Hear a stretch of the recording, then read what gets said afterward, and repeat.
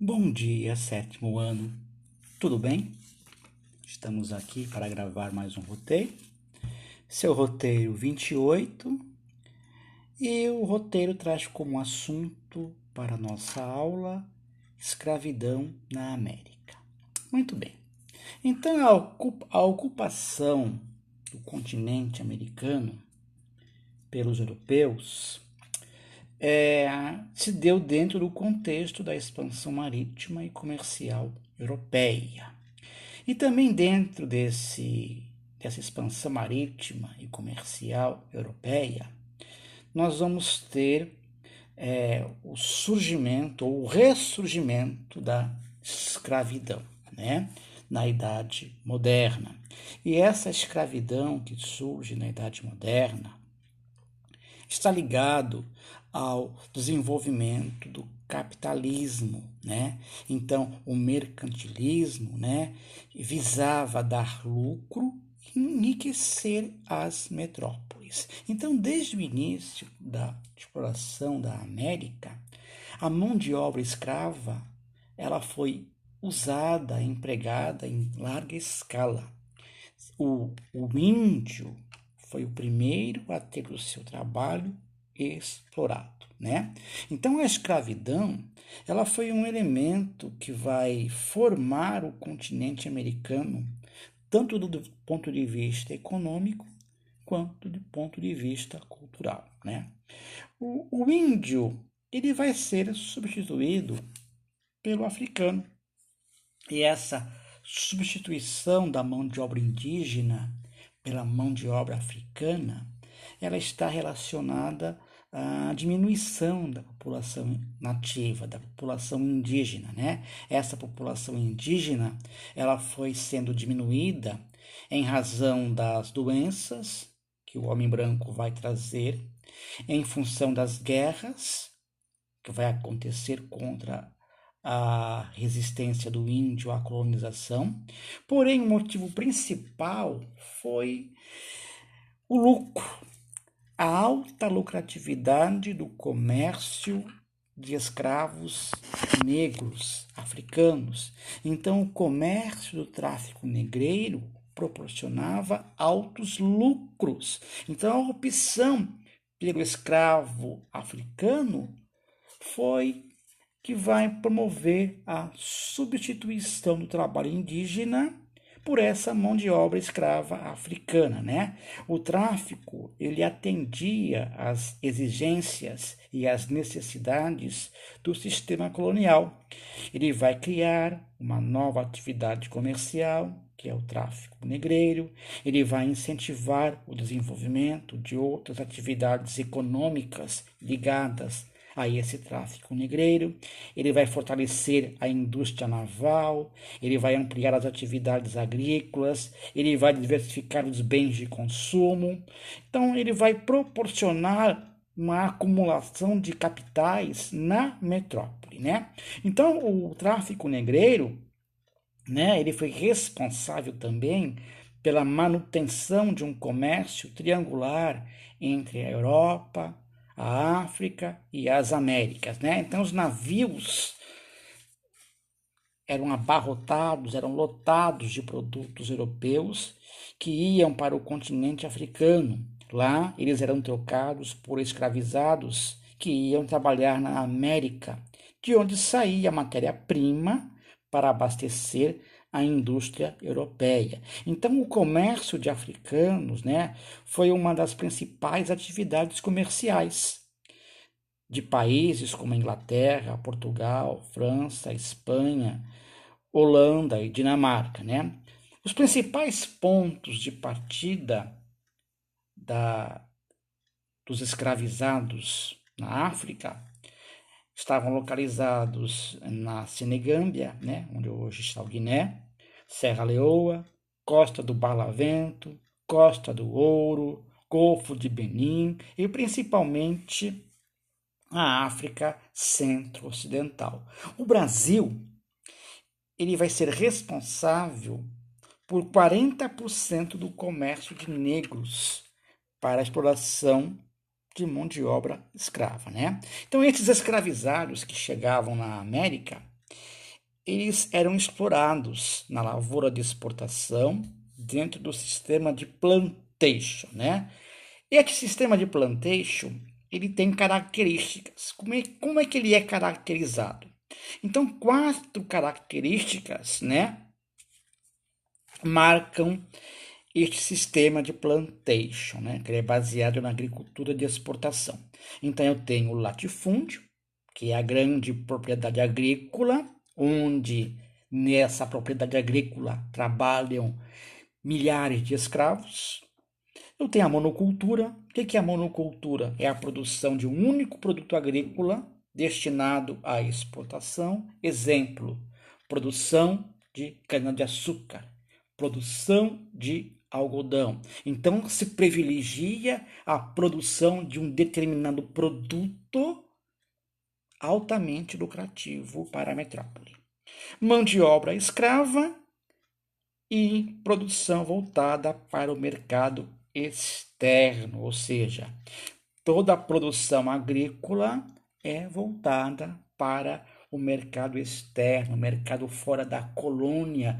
Toda a riqueza que a colônia produz, ela exporta para a sua metrópole. A metrópole era a catalisadora da riqueza que a colônia produz. E quando falamos de mão de obra escrava, estamos nos referindo à mão de obra escrava africana, que por meio do tráfico negreiro era uma fonte de renda, um comércio altamente lucrativo. Muito bem. As colônias inglesas, elas vão utilizar o sistema de plantation, né, praticando o cultivo do algodão, né? O cultivo do algodão era praticado no sistema de plantation, com mão de obra escrava, similar ao que acontecia na América Latina. Então, o sul dos Estados Unidos vai praticar este sistema de plantation. Então, há uma semelhança entre o sul dos Estados Unidos e os seus problemas sociais com relação também aos problemas sociais existentes aqui na América Latina. Então, esse comércio produziu riquezas para a metrópole e fortaleceu a economia dos Estados Unidos. Então, o sul dos Estados Unidos praticava um sistema de plantation, né? Ou seja, exploravam a cultura de algodão. Nesse momento, né, a Inglaterra está vivendo a Revolução Industrial e necessita desse algodão para a sua indústria têxtil em crescimento. Na América Espanhola, o índio foi a mão de obra escrava mais utilizada, né? Principalmente nas minas de ouro e prata. Então, na América Espanhola, utilizou-se muito da mão de obra indígena, mão de obra que vai ser escravizada, principalmente nas minas de ouro e prata, né? Uma vez que esses índios já dominavam técnicas de mineração, né? Nas monoculturas de milho e açúcar, que eram produzidas nas chamadas haciendas, né? Foi utilizado o trabalho escravizado do africano, né? Quando a população indígena foi diminuída devido às doenças e ao trabalho excessivo provocado pela escravidão, né? Então também lá era um modelo de plantation, né? E nesse modelo de plantation espanhol, a exploração do trabalho indígena foi bastante empregada, com exceção de Cuba, porque em Cuba era marcante a presença de escravizados africanos, né? Então, Cuba é uma exceção que lá preferencialmente vai se explorar a mão de obra do escravizado africano. Na América Portuguesa, e nós estamos falando agora do Brasil, né? A nossa colonização iniciou-se com a escravização dos indígenas, mas foi rapidamente substituída pela mão de obra dos escravizados africanos, que foram trazidos para o Brasil por meio do tráfico negreiro, né? As grandes plantações de cana-de-açúcar que eram feitas em nosso litoral, principalmente o litoral do Nordeste, e a complexidade do trabalho nos engenhos de açúcar, né, exigiam uma quantidade muito grande de trabalhadores. E aí a opção foi a escravização do negro africano, né? Então, a redução dos indígenas, né?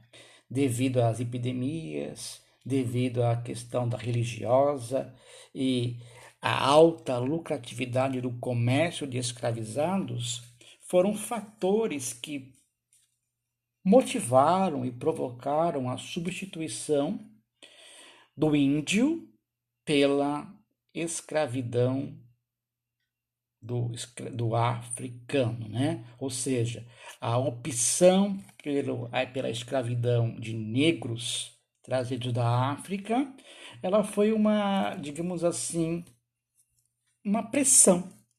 Ou seja, o índio,